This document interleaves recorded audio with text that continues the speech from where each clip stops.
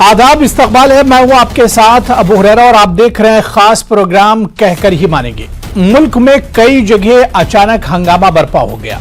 अब सवाल ये उठ रहा है कि इस हंगामे की वजह क्या है। आनत रसूल के खिलाफ मुस्लिम ममालिक के एहतजाज दर्ज कराने के बाद कई दिनों से खामोश बैठे मुसलमानों ने भी आवाज उठानी एक तरह से शुरू की है। जुमे की नमाज के बाद मुल्क के कई शहरों में बड़े पैमाने पर मुजाहरे किए गए और गुस्ताखे रसूल सल्लल्लाहु अलैहि वसल्लम यानी नुपुर शर्मा और नवीन जिंदल के खिलाफ नारेबाजी की गई। इस दौरान मुजाहिरीन को काबू में करने के लिए पुलिस को काफी मशक्कत करना पड़ी। मुस्लिम कायदीन और उलमा ने अपने बयानात और ऐलानात के जरिए लोगों को यह बावर कराने की हर मुमकिन कोशिश की कि जुमे की नमाज के बाद एहतजाज न करें और नमाज से फारिग होकर सीधे अपने घर लौट जाएं। इसके बावजूद मुख्तलिफ मकामात पर मुसलमानों ने नमाज के बाद जमा होकर नारेबाजी की। तो वहीं दिल्ली की जामा मस्जिद से लेकर कोलकाता और यूपी के कई शहरों में मुसलमान सड़कों पर उतर आए और एहतजाजी मुजाहरे किए। इलाहाबाद और हावड़ा में मुजाहरे के दौरान पत्थरबाजी और पुलिस की जानिब से ताकत के इस्तेमाल की भी इत्तला मौसूल हुई है। यानी हंगामा इतना ज्यादा बढ़ गया और मुल्क के कई शहरों में यह हंगामा हुआ है। अब सवाल यह उठ रहा है कि इस हंगामे के पीछे की असल वजह आखिर क्या है और कौन वो लोग हैं जो मुल्क के अमन अमान को बिगाड़ना चाहते हैं। आज इसी को हम समझने की कोशिश करेंगे और सबसे अहम सवाल यही कि आखिर इस हंगामे की नौबत क्यों आई। बहुत खास मेहमान मेरे साथ जुड़ रहे हैं इस वक्त। मैं अपने मेहमान का आपसे तारुफ करा देता हूं। उदय सिंह साहब बीजेपी के तर्जुमान हैं, वो मेरे साथ जुड़ चुके हैं। उदय सिंह साहब, आपका बहुत इस्तकबाल है न्यूज़ 18 उर्दू में। मेरे साथ एक और खास मेहमान मौलाना जाहिद रिजवी साहब जो कि अमीर शरीयत हैं उत्तराखंड के, वो भी इस डिबेट का हिस्सा हैं।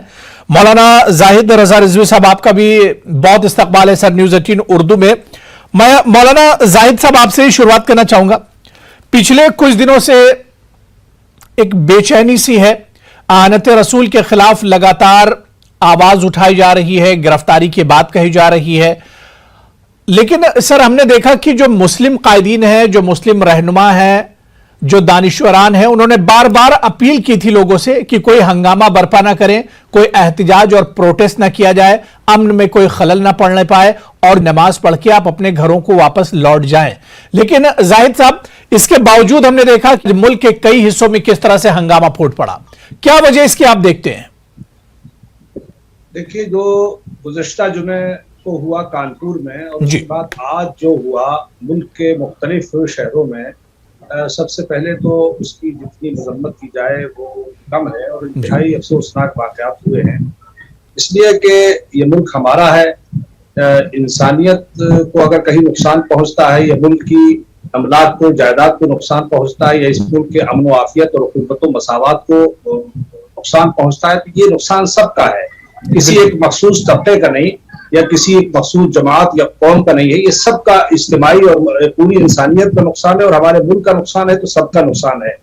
लेकिन ये भी सच्चाई है कि पूरी दुनिया को नबी अकरम सल्लल्लाहु अलैहि वसल्लम की जात से उम्मत मुस्लिमा का जो ताल्लुक है वो समझ लेना चाहिए और दुनिया ने समझ लिया है। आजादी के बाद से अब तक बहुत से मजालिम, जानी माली नुकसानात सब बर्दाश्त किए उम्मत मुस्लिमा ने। लेकिन इससे पहले भी बहुत से मौके आए हैं कि जहां तक नबी अकरम सल्लल्लाहु अलैहि वसल्लम की जात का मामला है, तो वो लोग भी जो गुनाहगार हैं, बदकार और इसिया शार हैं, हुजूर नबी करीम सल्लल्लाहु अलैहि वसल्लम की जात मुबारका की एहानत और तनकीस या जर्रा बराबर उनकी शान में कोई गुस्ताखी या एहानत बर्दाश्त नहीं कर सकता। ये साबित हो गया है। मैं बिला किसी शक के ये बात कह सकता हूं कि इस पूरे मामले में किसी भी कायद ने, किसी भी तंजीम, जमीयत या जमात ने इस तरह से एहतजाज का न हुक्म दिया, न इस तरह के एहतजाजात और वाकयात की तायद और हिमायत की है। लेकिन ये कहीं ना कहीं अमल का अमल था, एक्शन का रिएक्शन था। बावजूद इसके किसी मुस्लिम कायद और तंजीम ने अपील नहीं की, बंद की या इस तरह के एहतजाज की। जो एहतजाजात हुए हैं या जो इस तरह की वो हुई है, तो पुरअमन और शांतिपूर्वक एहतजाज की बात हमेशा होती रही है। मगर ये इश्क रसूल था और ये मुसलमानों के जज्बात का इजहार था, और खास तौर पर नौजवानों के, कि किसी भी तंजीम और किसी भी कायद ने आह्वान नहीं किया और मुसलमान अपने जज्बात पर काबू न पा पाए और वो पुरअमन एहतिजाज और मुजाहरा कर रहे थे इक्का दुक्का वाकयात को छोड़कर। तो ये समझता हूं कि ये उसूल नबी करीम सल्लल्लाहु अलैहि वसल्लम की जात का इश्क और मुसलमानों के जज्बात और एहसासात का इजहार था। लेकिन ये भी सच्चाई है कि इस तरह की नौबत कहीं ना आती। मुल्क पुरअमन था, पुरअमन है, पुरअमन रहता और रहेगा। अगर इस तरह के वाकयात पर कदगन लगाया जाता और इस तरह के वाकयात पर एक्शन लिया जाता और इस तरह के लोगों को जिन्होंने बेहूदगी और जिस बदतमीजी का मुजाहरा किया है, हमारी हुकूमतें, सूबाई और मरकजी हुकूमतें इस तरह के लोगों पर अगर पाबंदी लगाती और उनके खिलाफ वो कार्रवाई करती कि जो हमारा हक है दस्तूरी और हमें जो संविधान ने दिया है, तो इस तरह का वाकया कहीं नहीं होता।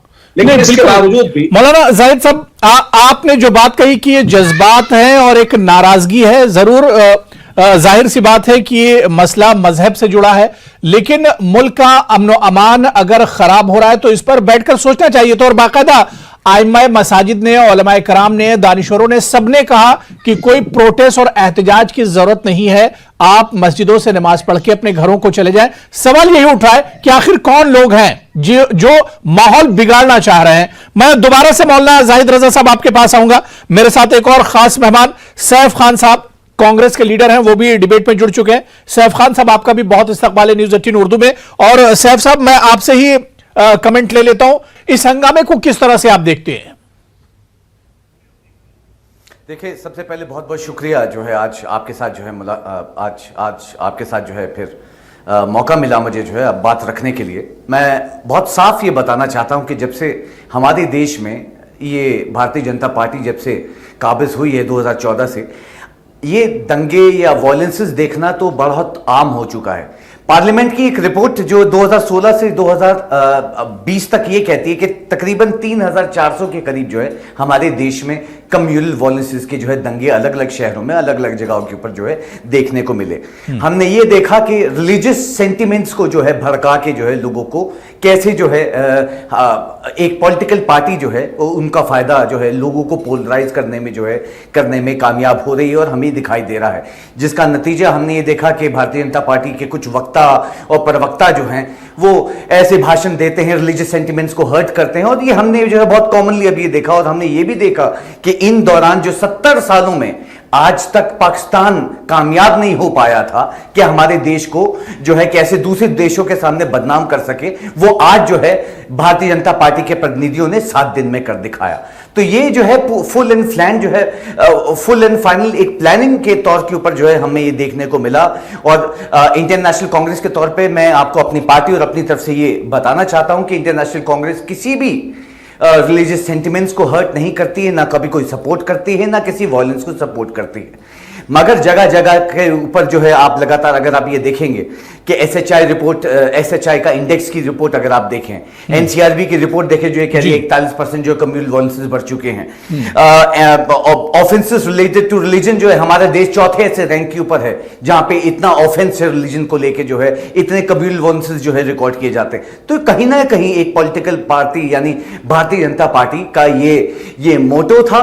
और जिसमें खुद political party Bharatiya Janata party खुद कहती है कि 38 नाम तो उनके सामने खुद सूची निकाल के सामने लेके आ रहे हैं, जिन्होंने इन दौरान जो है तकरीबन 8000 से ज्यादा ऐसे बयान दिए हैं, कम्युनल वॉयलेंस भड़काने वाले बयान दिए। मुझे लगता है कि इन सब चीजों के ऊपर या तो ये जो आज हमें देखने को मिल रहा है स्टोन पेटलिंग या पत्थरबाजी ये देखने को मिल रही है। ठीक है, उदय साहब बीजेपी से हमारे साथ हैं, उनसे इस पर जवाब लेंगे। साहब दोबारा से आपके पास आएंगे। मेरे साथ एक और बहुत खास मेहमान प्रभात Rai ji, x IAS officer हैं, वो भी मेरे साथ चर्चा में जुड़ चुके हैं।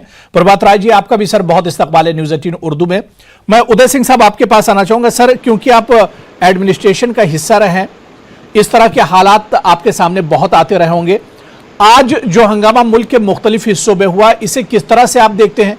और क्या आपको उदय सिंह साहब नहीं लगता है कि जो लोग कसूरवार हैं, जिनकी गिरफ्तारी कि पिछले 10-15 दिनों से लगातार मांग की जा रही है, सिर्फ हिंदुस्तान में नहीं बल्कि हिंदुस्तान के बाहर से भी उन लोगों की गिरफ्तारी ना होने की वजह से आज ये नौबत आ गई? देखिए, आपने बड़ा अच्छा प्रश्न किया है और मैं आज बेहद दुखी हूँ। दुखी होने का कारण है कि मैं जब टीवी पे बैठा था तो देख रहा था पूरे देश में विभिन्न जगहों पे हिंसक माहौल था जी। नौजवान लड़के सड़कों पे आ गए, कानून को अपने हाथ में लिए। मैं पिछले बार भी आपके साथ डिबेट में इस विषय पे जुड़ा था जी और मैं बार बार इस बात को दोहरा रहा था कि भाई नुपुर शर्मा जी ने जो कुछ भी कहा वो हाईली कंडेमनेबल है। प्रॉफिट के ऑनर में किसी तरह की ऐसी बातें न ही इस देश में न बाहर बर्दाश्त नहीं की जा सकती है।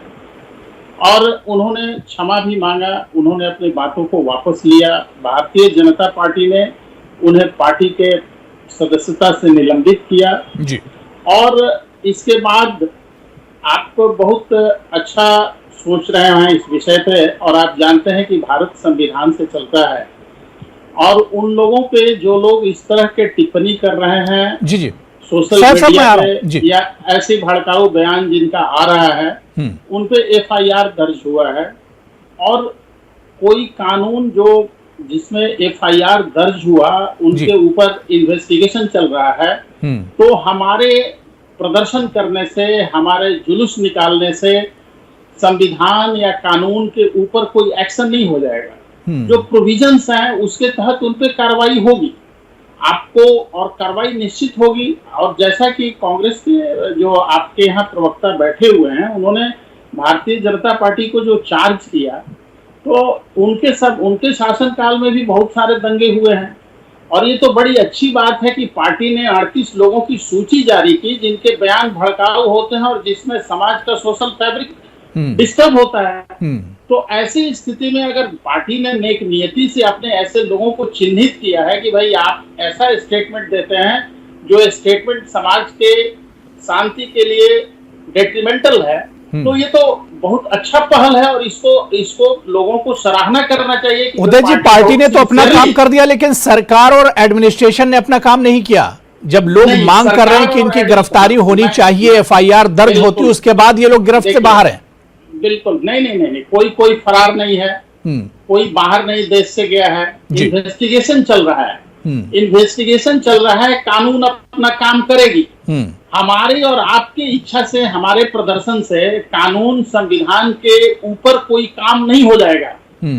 अगर आपको लगता है कि हमने कोई गलती की है और आपने हमारे ऊपर एफआईआर दर्ज किया तो हमारे ऊपर जो नियम संगत कार्रवाई है, जो कानूनी कार्रवाई है, वो कानूनी कार्रवाई होगा। आपके डिमांड से हमको तुरंत फांसी पे टांग दिया जाएगा ऐसा प्रोविजन नहीं है संविधान में। तो इन्वेस्टिगेशन चल रहा है और सारे लोग इस चीज से दुखी हैं, लेकिन जो चीजें आज हुई सड़कों पे, ठीक है सैफ साहब आप कुछ कहना चाह रहे हैं जी? एक सेकंड में समाप्त करते हैं, एक सेकंड में। जी जी ठीक है, बात पूरी कर लीजिए उदय जी, बात पूरी कर लीजिए। सैफ जी आ रहा हूं, उदय जी बात पूरी कर लीजिए।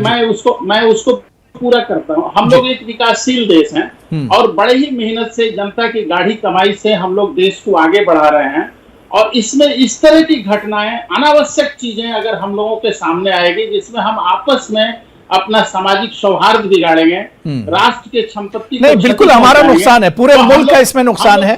आपसी भाईचारा और हिंदुस्तान जिसके लिए जाना जाता है ये किसी भी तरह से मुल्क के हक में नहीं है इस तरह का हंगामा। सैफ साहब बहुत मुख्तसर में, सैफ खान।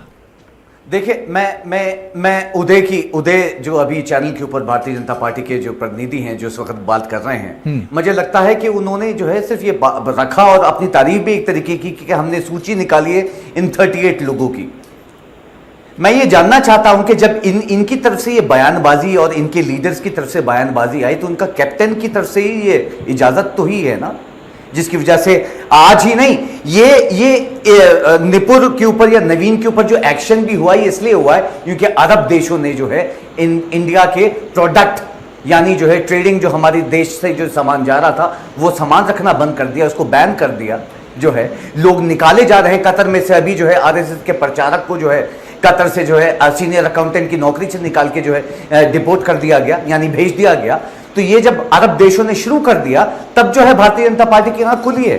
और ये कैसी सरकार है ऐसी जो लगातार जब से देश में आई है तब से कम्युनल वायलेंसेस का जो है ग्राफ लगातार बढ़ता जा रहा है। अगर मैं हर साल की सूची दूं आपको तो 2015 में 751 कम्युनल वायलेंसेस रिकॉर्ड, 2016 में 879 कम्युनल वॉयलेंसेस रिकॉर्ड, 2017 में 822 कम्युनल वॉयलेंसेस रिकॉर्ड, 2018 में 512 जो है कम्युनल वॉयलेंसेस रिकॉर्ड किए गए, 2019 में 438 कम्युनल वॉयलेंसेस रिकॉर्ड किए गए, 2020 में 857 कम्युनल वॉयलेंसेस रिकॉर्ड किए। और ये जो है पार्लियामेंट में दी हुई सूची है। जब खुद के जो नेता है और लगातार ऐसे लोग हैं जो भयंकर ऐसे जो स्टेटमेंट्स पास करते आ रहे हैं, तो अगर भारतीय जनता पार्टी एक्शन लेना चाहती तो मुझे लगता है, मैं जानना चाहूंगा आपके चैनल के माध्यम से, बिल्कुल जाहिर सी बात है कि ऐसे लोगों पर अगर पहले से ज्यादा सख्ती की जाती और इस पर बड़ा कदम उठाया जाता तो शायद इस तरह की नौबत नहीं आती। मैं प्रभात राय जी को भी चर्चा में जोड़ लेता हूं और आपके सवाल का जवाब उदय जी से लूंगा। प्रभात राय जी, सर किस तरह से, क्योंकि आप खुद मेरठ जैसे सेंसिटिव इलाके से आते हैं, मुल्क में जो हंगामा हुआ इसे किस तरह से आप देखते हैं? क्योंकि जो मुस्लिम इंटेलेक्चुअल्स हैं, जो उलमा हैं, सब ने मना किया था कि इस तरह से हंगामा करने की जरूरत और एहतजाज करने की जरूरत नहीं है, लेकिन फिर भी यह हंगामा होता है। देखिए, ऐसा है कि दोनों ही तरफ जो है कम्युनल एलिमेंट एक्टिव हैं।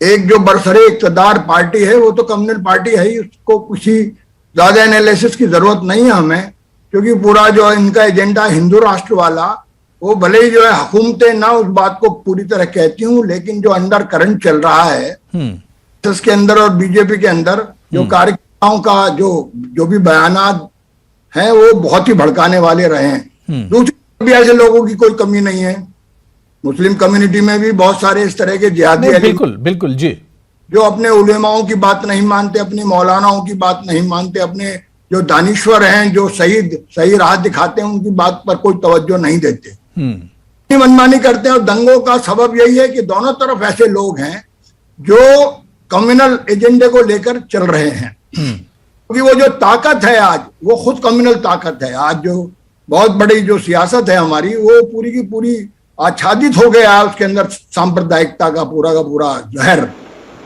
कोई जहर। लेकिन प्रभात राय जी, सर इस तरह के जब हंगामे और प्रोटेस्ट और एहतजाज, इस तरह का फसाद जब होता है और इस तरह के हंगामे जब होते हैं, तो हम देखते हैं कि उसमें बेकसूर लोग बड़ी तादाद में पकड़े जाते हैं, जो कसूरवार है। और इसमें दो राय नहीं, जो बात आप कह रहे हैं कि दोनों तरफ कुछ खामियां हैं, शरपसंद दोनों तरफ है, यह बात बिल्कुल आपकी सही है। लेकिन बेकसूर जिनका दूर दूर तक इसमें कोई हाथ नहीं होता है, वो लोग गिरफ्तार किए जाते हैं, उनके घरों पर बुलडोजर चलते हैं। देखिए, ऐसा तो होता ही है, गेहूं के साथ तो घुन पिसता ही है। जो गुंडा एलिमेंट है वो तो गुरिल्ला टैक्टिक्स अपनाता है, वो करता है और भाग जाता है। लेकिन जो बीच में फंसता है, हमने कश्मीर में भी खूब देखा है, ये सब जो जितने ह्यूमन राइट वायलेशंस होते हैं वो इसीलिए होते हैं क्योंकि बीच में लोग फंस जाते हैं। इधर फायरिंग होती है, उधर से फायरिंग होती है और बीच में वो बेगुनाह लोग मारे जाते हैं। टेररिज्म में भी होता है ये, और ये दंगों में भी होता है। हम तो मेरठ शहर के रहने वाले, हमने बहुत बचपन से दंगा देखा है।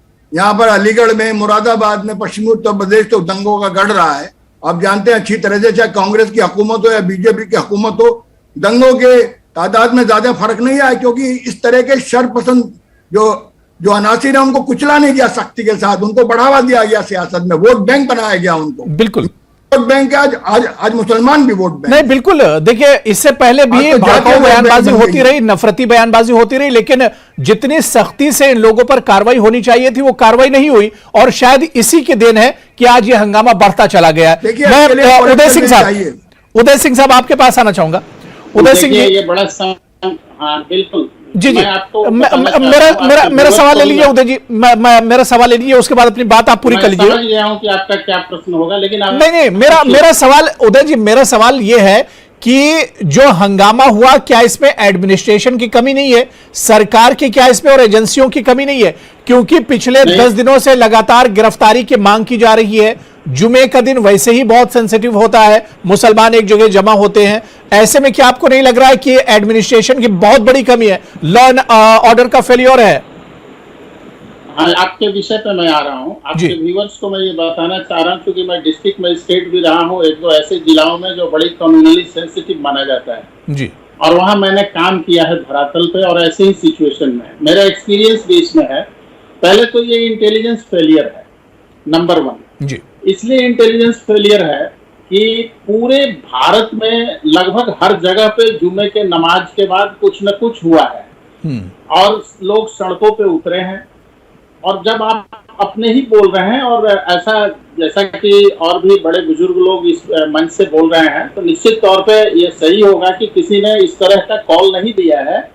लेकिन इसके बावजूद जुम्मा एक सेंसिटिव दिन होता है जहां एक गैदरिंग होती है मॉस्क के अंदर और लोग आते हैं, तो इस पे पहले तो ये सोच होनी चाहिए थी कि ये एक ऐसा माहौल बना हुआ है जिसमें कुछ न कुछ गड़बड़ हो सकता है। तो आखिर लोग जब सड़क पे आए, कानून को अपने हाथ में लिए और इसलिए लिए कि भाई आप अमुक लोगों को गिरफ्तार कर रहे हैं जी, तो आप देखते होंगे जो FIR हुआ है वो केवल एक दो भारतीय जनता पार्टी के नेताओं पे नहीं हुआ है और दूसरे लोगों पर भी हुआ है। AIMIM के जो नेता हैं उनके ऊपर भी हुआ है और भी कुछ लोग हैं। तो सवाल उठता है कि जब संविधान और कानून से देश चल रहा है, मैं जाहिद साहब आ रहा हूं, कर रही है, जाहिद साहब मैं आ रहा हूं जी, अपना काम कर रही है, इन्वेस्टिगेशन के चरण में ये सब बातें हैं और एक बैग आपके संविधान में ऐसा प्रोविजन नहीं है कि किसी के इच्छा के अनुसार आप किसी को पकड़ लें, बंद कर लें, कोड़े लगाने लगे, पेड़ पे टांग दें, ऐसा कुछ नहीं है। जो उनकी गलती है उसका इन्वेस्टिगेशन होगा, इसके लिए प्रॉपर कोर्ट है, उन पे एक्शन होगा। हाँ, ये बात जरूर है कि जो लोग हैं, कम उम्र के लड़के हैं, वो सड़क पे आ गए, उनको लगा कि नहीं तुरंत स्पॉन्टेनियस एक्शन होना चाहिए। तो ये हम लोगों को एडमिनिस्ट्रेशन में ये सोचना चाहिए कि भाई ऐसे लोगों को ये एक मेंटेलिटी होती है और ये मेंटेलिटी साइकोलॉजिकल है और बहुत कम समय तक के लिए है। ये ऐसा नहीं है कि ये परमानेंट मेंटेलिटी है और हमेशा ये उनके दिमाग में बना रहेगा। बिल्कुल, अगर पहले से मुस्तैदी होती, पहले से तैयारी होती तो शायद इस तरह का हंगामा नहीं होता। लॉ एंड ऑर्डर की इसमें कमी जरूर रही है, लॉ एंड ऑर्डर की सर इसमें कमी जरूर रही है। मैं मौलाना जाहिद रिजवी साहब, फेलियर ऑफ इंटेलिजेंस है। बिल्कुल बिल्कुल, जाहिद रिजवी साहब आप कुछ कहना चाह रहे थे, लेकिन जो हालात बने हैं इन्हें पटरी पर कैसे लेकर आया जाए, अमन अमान बरकरार रखने के लिए न्यूज 18 उर्दू के इस प्लेटफॉर्म से क्या कुछ अपील करना चाहेंगे आप सर? देखिए, हमारे साथी बीजेपी के प्रवक्ता अभी ये कह रहे थे कि संविधान अपना काम कर रहा है, कानून अपना काम कर रहा है, हुकूमत ने एक्शन किया है। लेकिन मैं ये अर्ज करता हूँ कि एहसास कमतरी या अदम तहफ़्फ़ुज़ का एहसास जब हो जाता है तो खराबी वहीं से पैदा होती है। सवाल गलत था इसलिए जवाब गलत। ये कार्रवाई अगर 10 दिन पहले हो जाती, बहुत से वाक़यात हिंदुस्तान में और बहुत से मुकदमात ऐसे हैं कि जिनमें चंद घंटों में गिरफ्तारी हो जाती है। बिल्कुल, मेरे ख्याल से 14-15 दिन होने जा रहे हैं वो जो बदतमीजी और बेवकूफ़ी की है उन मोहतरमा ने और दूसरे उन अनासिर ने। तो क्या अभी तक इन्वेस्टिगेशन नहीं हो? कई मरतबा कई जगह FIR हो चुकी है, कई मकामात तो ऐसे हैं कि साहब जहाँ चंद घंटों में गिरफ्तारियाँ हो रही हैं। कानपुर में आप देखिए, सिर्फ वीडियोस के आधार पर तकरीबन 38 लोगों पर NSA वगैरह लगाई, जिसमें ना के बराबर दूसरे तबके के लोग हैं, सिर्फ वीडियोस के आधार पर। और बहुत से वीडियो जो हकायक से अलग रखे गए हैं, जहां पुलिस मिलकर पथराव कर रही है, बजरंग दल और RSS के लोग वहां पथराव कर रहे हैं मुस्लिम्स पर। क्या उन लोगों के खिलाफ कोई एक्शन हुआ?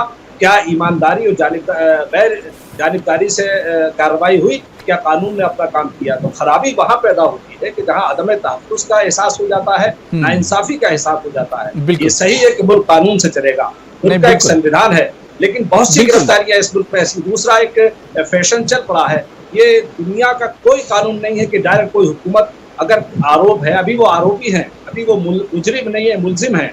क्या दुनिया का कोई कानून ऐसा है कि घरों पर बिल्डोजर चला दिया जाए, चिन्हित कर लिया जाए, वो गरीब मजदूर किस तरह अपना घर बनाता है? नहीं, बिल्कुल बिल्कुल। देखिए, बार बार यही चीज कही जा रही कि अगर सख्त कदम उठाया गया होता इंतजामिया की तरफ से, जिन लोगों ने, जो लोग कसूरवार हैं, तो शायद ये नौबत नहीं आती। सैफ साहब, क्या कुछ अपील करना चाहेंगे इस तरह के हालात दोबारा ना बने, या जो हालात बने ये पटरी पर जल्द से जल्द लौट आए? देखिए, अपील तो यही है कि जो है सब लोगों को काबू में रहना चाहिए, मगर हमारे देश में क्या करें साहब, जब खुद माइनॉरिटी कमीशन ये कहता है despite multiple complaints by BJP leaders, आज तक किसी पे कोई एक्शन उठाया गया? ये खुद माइनॉरिटी कमीशन कह रहा है। जब ऐसी चीजें खुद के विभाग जो है जब ये बता रहे होते हैं तब भी कुछ नहीं होता। मुझे बताइए, 38 नामों में से नाम तो सामने लेके आ रहे हैं, मगर क्या है, कुछ मिनिस्टर्स हैं, कुछ सांसद हैं, कुछ विधायक हैं, किस पे एक्शन उठाया गया है सिवाय इन दोनों के? ये कहने वाली जो ये जो बातें हैं, ये सिर्फ जो है सिर्फ सिर्फ चैनल पे बैठ के बैठने वाली बातें हैं कि जो है हमने ये नाम जो है सामने लेके आए हैं। नहीं बिल्कुल, हम उसके जमीनी ऊपर जमीनी कार्रवाई सतह कर पर रहे हैं। कार्रवाई क्या तो नहीं कार्रवाई कर रहे हुई। हैं? जमीनी सतह पर क्या जो योगी एक्शन आदित्यनाथ होना जी चाहिए था, रिजाइन जितना करेंगे? सख्त कदम उठाया जाना चाहिए था, वो वो कदम नहीं तो नहीं है। उठाया और गया। किसकी वजह से? मैं प्रभात राय जी, बिल्कुल, वक्त की कमी है, मैं बहुत छोटा सा मैं रिएक्शन, उसके साथ क्या में- कुछ अपील मैं- करना चाहेंगे प्रभात राय जी? उदय जी मैं आ रहा हूं आपके पास जी। देखिए, मेरा तो सिर्फ ये कहना है कि ये पॉलिटिकल विल का जी जी सवाल है, जी। एडमिनिस्ट्रेशन और इंटेलिजेंस का सवाल नहीं है। पॉलिटिकल विल ही नहीं है इस मुल्क के अंदर जो है फिरका परस्ती को कुचल डालने की। ये मुल्क जो है फिरका परस्तों के हाथों में ही है। ये जो पॉलिटिकल जो एटमॉस्फेयर है, जब तक ये नहीं बदलेगा तो एडमिनिस्ट्रेशन करेगा और क्या करेगी इंटेलिजेंस। ये हमारे पास ठीक है, इंटेलिजेंस के जी, लोग जी। कम है, लेकिन ये जो हम लोग तोहमत आयत करते हैं एडमिनिस्ट्रेशन पर बार बार, ये पॉलिटिकल ही नहीं है। जहां पर पॉलिटिकल विल है वहां पर होता है ये सब। ठीक है उदय जी लास्ट कमेंट मेरे पास, बिल्कुल वक्त की अब कमी है जी, वक्त नहीं मेरे पास जी। उदय जी ये समय अभी एक दूसरे पे जी, जी। आरोप प्रत्यारोप का नहीं है। मैं आपके चैनल के माध्यम से और आपके व्यूअर्स से ये अपील करता हूं कि देश में अमन बनाए रखना हमारी फर्स्ट प्रायोरिटी होनी चाहिए। हम एक साथ रहें, हमारी अमन चैन बनी रहे, तो और समझाइए यही ना हमारे फिर अपने देश की नेताओं को। खूबसूरती है। तो यही- अपने नेताओं को यही समझाइए हमारे- ना। नहीं बिल्कुल हमारे जाहिर सी अपने बात है, नेताओं देखिए ये को हंगामा समझाएंगे। किसी के हक में नहीं है, जो हंगामा और प्रोटेस्ट हुआ है किसी के हक में नहीं है। अमन और अमान बरकरार रहना चाहिए और अफवाहों पे बिल्कुल ध्यान न दिया जाना चाहिए। लेकिन सबसे अहम यह है कि जो लोग कसूरवार हैं, जिनकी वजह से नौबत आई, उन पर भी कदम सरकार कब उठाएगी ये देखना बहुत अहम होगा। उदय सिंह जी बहुत बहुत शुक्रिया मेरे साथ जुड़ने के लिए, सैफ खान जी, प्रभात राय जी और मौलाना जाहिद रिजवी साहब, सभी का बहुत बहुत शुक्रिया चर्चा में जुड़ने के लिए।